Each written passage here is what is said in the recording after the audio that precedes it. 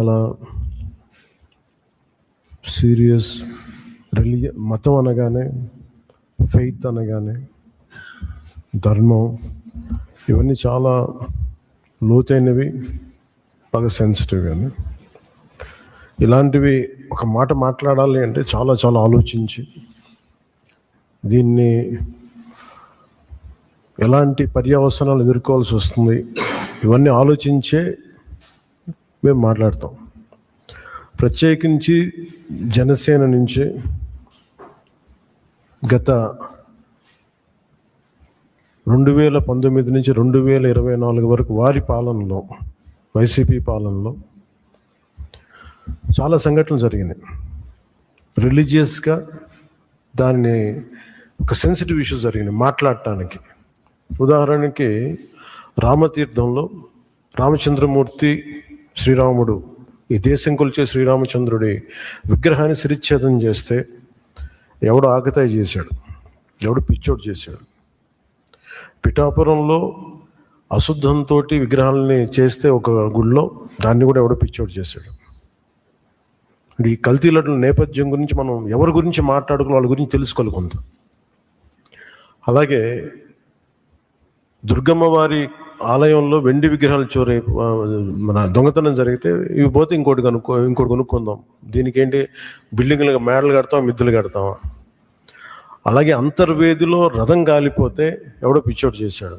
ఇలాంటి సంఘటనలు నెల్లూరు నుంచి మొత్తం రాష్ట్రం నలుమూలల 219 సంఘటనలు ఇలాంటి జరిగినాయి. డెసక్రేషన్ ఆఫ్ టెంపుల్స్, దేవాలయాలు కావచ్చు, దేవాలయ పరిసర ప్రాంతాలు, దేవాలయాలు అపవిత్రం చేయడం. ఎక్కడ కూడా ఒక్కరి నేను నిర్ణయం తీసుకున్న దాఖలాలు ఎక్కడా లేవు. ఇలాంటి నేపథ్యంలో కూడా ప్రత్యేకించి జనసేన నుంచి కానీ మేము ఎక్కడ చాలా దాన్ని పొలిటికల్గా కానీ దానికి ఒక మైలేజ్ వస్తుందేమో, దాని ఒక ఎమోషనల్ ఓట్ బ్యాంక్, అసలు ఆ నిర్ణయం ఎప్పుడు తీసుకోవాలి. పదే చెప్పాము, కరెక్షన్ చేశాను తప్ప. అంత నిబద్ధత పాటించిన మేము స్వామివారి పాదాల చెంత రక్షింపబడ్డ గౌరవ ముఖ్యమంత్రి నారా చంద్రబాబు గారు కానీ చాలా జాగ్రత్తగా, అప్రమత్తతోనే మాట్లాడతాం, చాలా జాగ్రత్తగా మాట్లాడతాం. ఎన్డీఏ సమావేశంలో మా అందరినీ ఉద్దేశించి మేమందరం కూర్చొని మాట్లాడే సమయంలో NDDM, national dairy development board, ఈ రిపోర్టు గౌరవ ముఖ్యమంత్రి గారు మాకు చదివి వినిపించారు. 3 రిపోర్ట్స్లో ఒక దాంట్లో వెజిటబుల్ ఆయిల్స్, నెయ్యి లేదు ఇందులో, అంటే ఏ స్థాయికి వీళ్ళు చేశారని చెప్తూ, దాంట్లో ఒక రిపోర్ట్లో ఫిష్ ఆయిల్ ఉందనేది, ఇంకో దాంట్లో బీఫ్ టాలో ఉందనేది, ఇంకో దాంట్లో లాడ్ పంది కొవ్వు ఉందనేది, ఇంకో దాంట్లో గొడ్డు కొవ్వు ఉందనేది. ఇది చాలా సెన్సిటివ్ ఇష్యూ. ఇది ఒక రిపోర్ట్, అది సాలిడ్ రిపోర్ట్.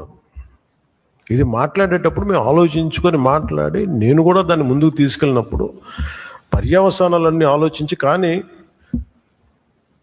నేను కూడా అనుకుని ఇది చెప్పాలా లేదా. ముఖ్యమంత్రి గారు చెప్పారు దీన్ని ఎంత తీసుకెళ్ళాలి. ఎందుకంటే మా భయం ఏంటంటే సెన్సిటివ్ అయ్యి మనం చేసేసామా, భగవంతుడితోటి మీకు గతంలో చెప్పినట్టుగా రామచంద్రమూర్తిగా విగ్రహం తల నరికేస్తే రామతీర్థంలో, దాన్ని చేయడం మళ్ళీ ఇప్పుడు చేసి దీని మీద మనం తప్పుగా అనుకుంటారా, లేదంటే దీన్ని కూర్చోబెట్టి రాజకీయ పరంగా లబ్ధి పొందుతారు, ఇలా ఆలోచిస్తారని చెప్పి 1-2 రోజులు ఆలోచించినా కానీ చెప్పకపోతే ఏం జరుగుతుంది. రేపు పొద్దున మీ అందరికీ తెలిసి కూడా మీరు ఎందుకు మాట్లాడలేదు, అదొక ప్రశ్న ఉంటుంది. అందుకని దాన్ని మాట్లాడాల్సి వచ్చింది. ఎందుకంటే ఆల్రెడీ మేము గవర్నమెంట్ ఫామ్ అయ్యాం, 5 years మేమే ప్రభుత్వంలో ఉంటాం. ఇది లాస్ట్ 6 నెలల్లో ఏదైనా ఉందంటే ఒక మేము ఇలాంటి ఏదైనా చేసాం ఒక అర్థం ఉంటుంది. వచ్చిన 2 నెలలు మాకు ఏం అవసరం ఉంది, 5 years ఈ ప్రభుత్వమే ఉంటుంది. ప్రజలు ఎన్నుకున్నారు. ఇది తీసుకెళ్ళకపోతే తప్పు అవుద్ది. ఎందుకంటే మా బేసిక్గా అందరం ప్రతి మతాన్ని గౌరవించే సంస్కృతి ఇది. ఈ దేశంలో హైందవ సంస్కృతి లేకపోతే మిగతా సంస్కృతులు లేవు. అలాంటి హైందవ సంస్కృతి మీద ఇంత అపవిత్రం జరిగినప్పుడు, వీళ్ళు రిపీటెడ్గా చేస్తున్నప్పుడు ఇది చెప్పాలా లేదా అని కూర్చొని చాలా తర్జనలు పడి, నాకు పర్సనల్గా గిల్ట్ ఉండి, అరే మనం ఇంత కళ్ళ ముందు ఇంత రిపోర్ట్ మాట్లాడకపోవటం అని చెప్పి చేసిన తర్వాత దాని తద్వారా మీ అంశాలు తెలుసు. అది సుప్రీంకోర్టు దాకా వెళ్ళింది. కొంతమంది మీరు ఇట్లా అన్నారు, రాజకీయాలు అబ్దున్నారు, మాకేం పోతే 5 సంవత్సరాలు మేమే ఉంటాం, మాకు ఆ భయాలు లేవు.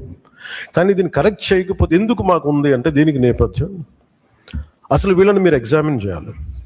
ఈ సమావేశం ద్వారా ప్రజలందరూ కూడా మేము ఏం ఎగ్జామిన్ చేస్తున్నాం అంటే వీళ్ళు ఎలాంటి పరంపర నుంచి వచ్చారు, వారసత్వం ఏంటి వీళ్ళకి. వీళ్ళు భగవంతుడి మీద పగబట్టారు. వీళ్ళు ఏడుకొండల స్వామి మీద పగ ఉంది, అది ఈరోజు పగ కాదు, ఏం పగో నాకు అర్థం కాదు.